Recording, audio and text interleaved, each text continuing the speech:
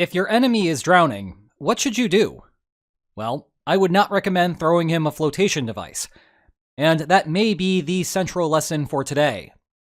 You would be forgiven if you thought that a shadow war is underway in Europe, be it the various incursions of Russian decoy drones flying past Ukraine, or the Russian fighter jets over the Baltic, or the smaller drones suspiciously hovering over airports, or the more bizarre but foiled conspiracies to pack food cans with explosives.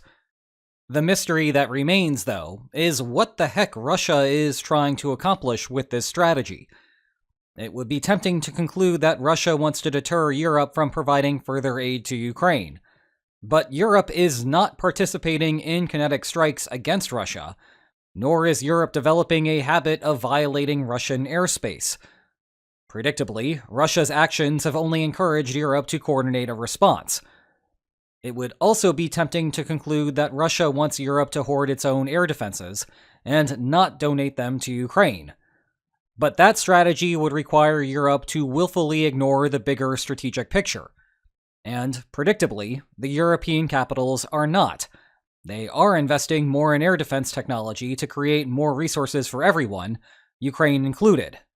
Many in Poland, the country most affected of the bunch, actually want to set up a no-fly zone in Ukraine, because that is the best location to deal with the problem.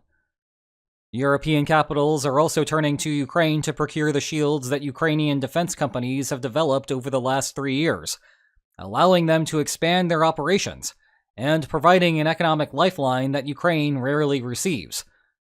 It also does not explain why Russia is engaging in the other sabotage operations. And while I cannot confidently tell you that I know the real reason, I can say there is another possibility that has not received enough discussion. Moreover, if this is Russia's plan, then I am, and everyone else is, intentionally not supposed to know how to respond either. But that is a complicated strategic point for later. For now, the main point is that perhaps Russia is doing this to intentionally bait a counterattack. It is an idea that I floated before in the immediate aftermath of the MiG incursion over Estonian airspace. But now that we are seeing a further progression of incursions, I think it is time to do a deep dive behind the Kremlin's potential logic. So, today, I want to give an overview of Russia's current position in the war, how Russia has been pursuing this war under some significant, if underappreciated, domestic political constraints, and what might happen if the West incorrectly responds to Russian provocations. But we begin with the current situation for Russia.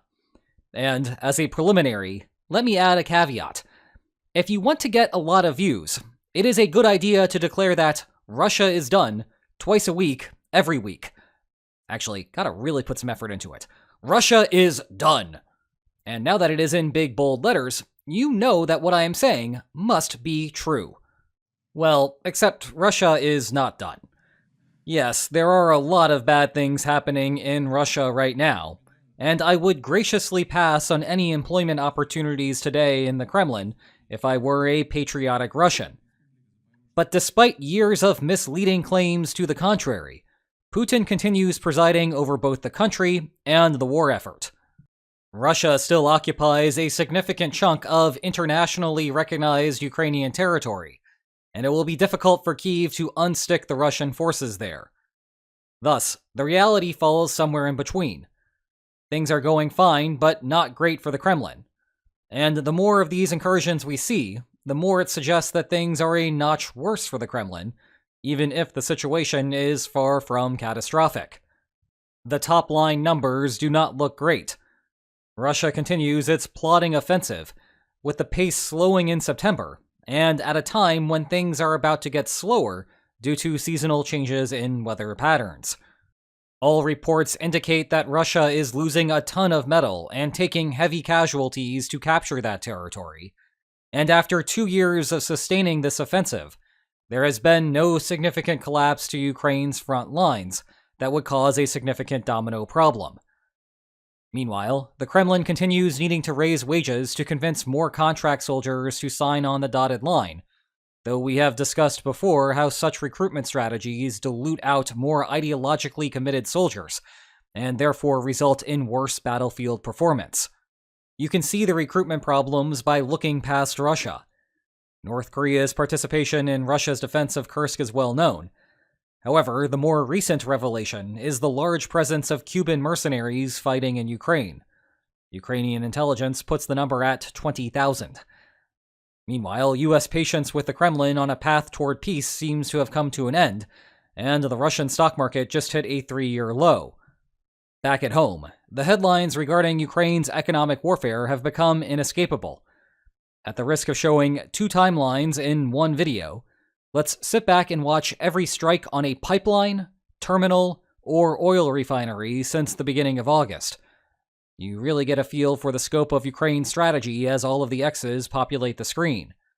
And keep in mind that Ukraine did the majority of this without U.S. intelligence on Russia's defenses, which it just started to receive. Russia is now having to import gasoline to satisfy domestic demand. The combined result of attrition on the front and sabotage at home is that the Kremlin is experiencing an economic shortfall. You have to do something to compensate, and the Kremlin's answer is to raise taxes. Its value-added tax will go from 20% to 22%, among other measures. So your average Russian now faces higher taxes and a fuel shortage, combined with all of the other restrictions that sanctions have brought about over the course of almost 4 years. None of this is an outright emergency for the Kremlin, but it is not looking good. It violates one of the core tenets of Russia's social contract. The Kremlin will conduct foreign policy as it pleases, as long as the average Russian does not have to internalize any of the consequences that come along with such adventurism. It also helps explain why all of this is happening now. The status quo in Ukraine is not particularly great for the Kremlin. Something needs to change if Putin is going to walk away from the situation with a good outcome, and hence we are seeing all of this happening. But that still does not explain what Russia's endgame is here. To make progress on the master plan question, let's talk about the manner in which Russia has pursued the war so far. I think a good way to frame this is the frequent discussions you will hear in European capitals about how long it will take for Russia to be ready to invade a NATO country. The most common time frame you will hear is 5 years, though that keeps resetting every month Russia continues pushing in Ukraine. In theory, the delay gives Russia enough time to reconstitute its forces and replenish its warehouses with materiel. Now, in the past, I have been critical of that time frame because it underestimates the liability of maintaining a hostile front line with Ukraine. Even if the active firefight comes to an end, Russia has now exposed itself along a gigantic new flank. To illustrate, if the Kremlin were to order an attack on Estonia and did not have Ukraine on complete lockdown, NATO would then bring a major fight to the Baltics, and Kyiv would take advantage of Russia's distraction by trying to reclaim some of its eastern territories. But let me now argue the opposite point. I also think that 5 years may be an overestimate, depending on how effective the Kremlin's propaganda machine is. Let's go back to what is causing the delay: Russia's need to reconstitute its forces and replenish its warehouses. Well, there is no getting around the materiel problem. There is no secret political solution to conjuring more metal out of thin air. But the need for Russia to reconstitute its forces is misleading. In fact, Russia has a gigantic number of forces already sitting in Russia, twiddling their thumbs. There may be about 500,000 such soldiers on active duty, and up to 2 million more in the reserves. There's your force. No need to reconstitute anything lost in Ukraine. Go have fun in Europe. Heck, even during the war, Russia has continued to conscript hundreds of thousands of soldiers twice annually to maintain those ranks.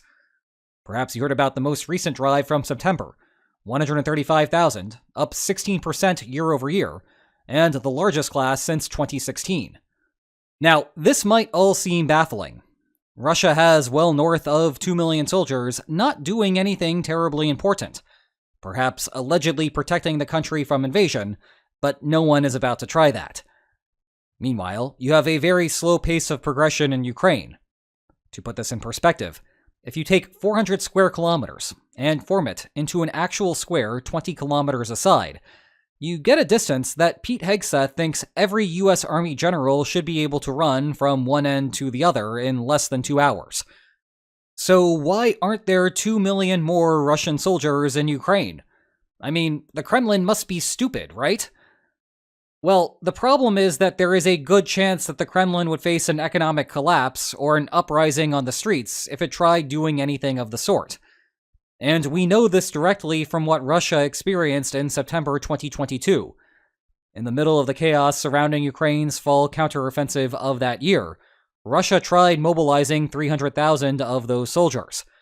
There was this big fancy televised announcement that you are watching here and everything. But there was no patriotic response. Rather, men fled the country. They hid in vacation homes. They bribed conscripting officers to the best of their abilities. They did not want to go to Ukraine.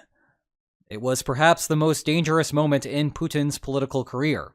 It broke the social contract. The population was not willing to play along back then, and they are still not willing to play along now. So the Kremlin shifted to hiring soldiers at a market rate, and has continued with that strategy ever since. This is why the pool of 2 million plus soldiers remains sitting in Russia. They are conscripted into protecting the homeland, but that is it. Because going any further went so poorly the last time that the Kremlin really, really wants to avoid a repeat. Now we can get to Putin's potential master plan. The Kremlin's financial situation is not looking great.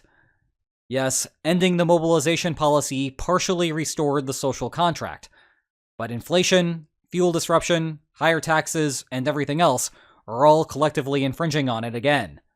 Simultaneously, the Kremlin is dissatisfied with where the war is going.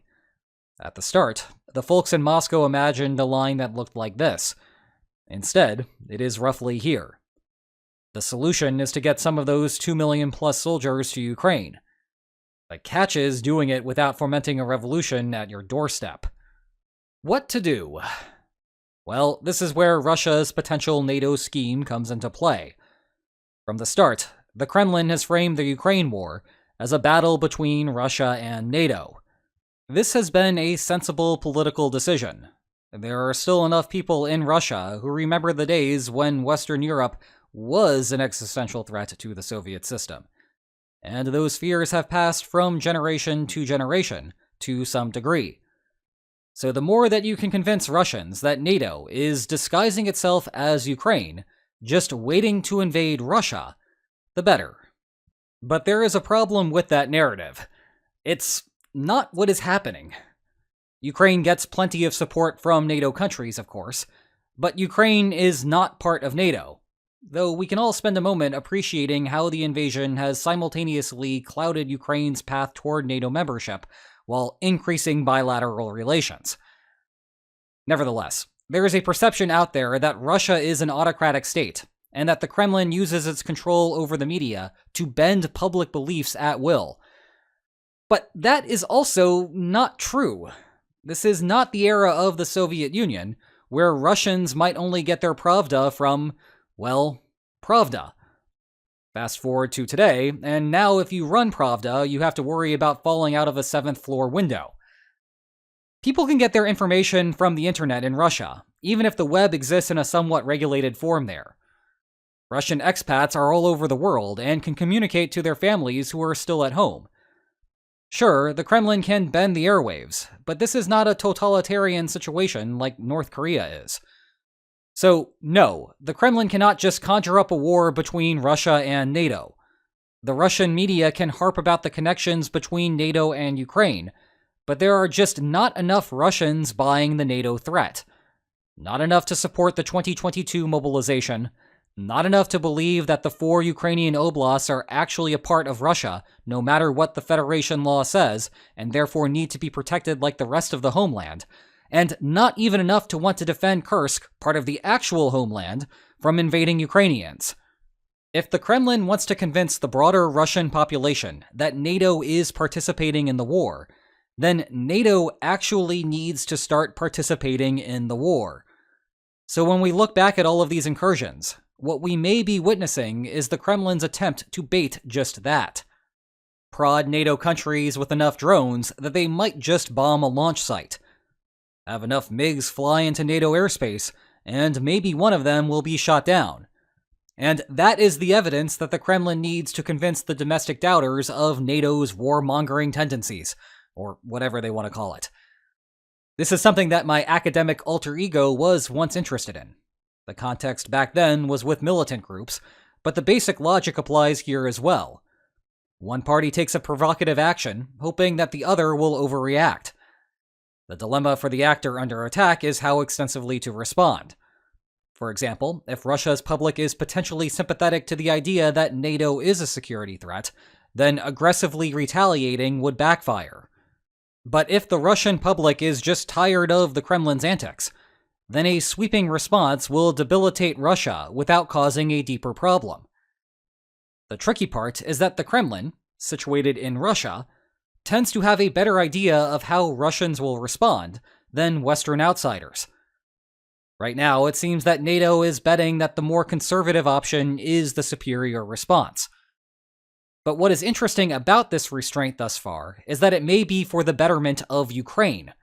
You see, if NATO did take stronger measures while not doing something ridiculous like invading up north, I would not expect Russia to counter by making NATO countries the primary focus of its next steps. Rather, the Kremlin has made clear that it values capturing Ukraine more than any of its other priorities. If a NATO response allowed the Kremlin to mobilize its forces, I would expect those Russians to mostly funnel into Ukraine. Or the Kremlin is in a weaker position. The incursions are intended to give NATO a black eye, with the hope that NATO will be cautious given the uncertainty surrounding its decision. That is the fun of international relations. We never really know what is happening. Meanwhile, you always know what is happening when you see this image. It signals the end of the video, with these two excellent books about the war being the only things left to discuss. Check the video description for more information about them. And if you enjoyed this video, then please like, share, and subscribe, and I will see you next time. Take care.